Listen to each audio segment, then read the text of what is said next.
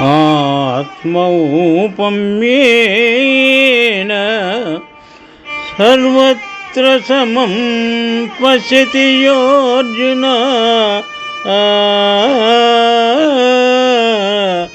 సుఖం వా ఏది వా దుఃఖం సయోగి పరమో మతః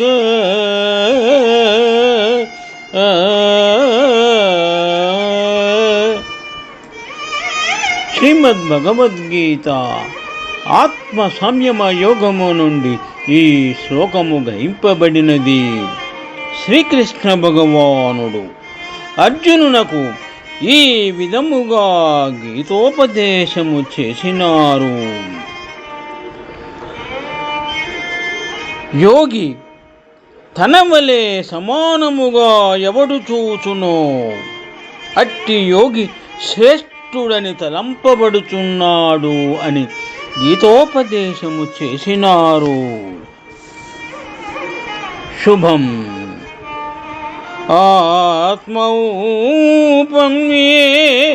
సర్వత్ర సమం పశ్యతి యోర్జున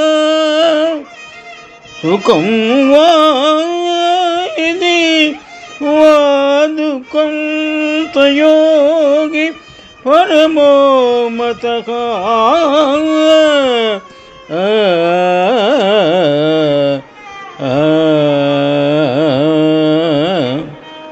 శ్లోకభావము.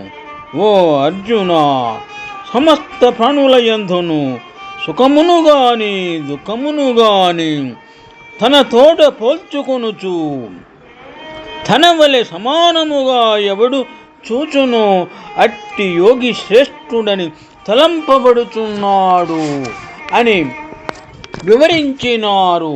ఇక్కడ మనము కొంచెము విశదముగా గమనించిన ఈ ప్రకారముగా సుఖ దుఃఖముల యందును తనతో పాటు సమానముగా ఇతరులను కూడా చూచినట్టి యోగియే యోగిలందరిలోనూ సర్వశ్రేష్ఠుడని భగవానుడు పలికినారు. కావున మనుషులలో శ్రేష్ఠత్వము వారి ఆచరణపై ఆధారపడి ఉన్నదని భగవద్వాక్యములచే స్పష్టమగుచున్నది. శుభం.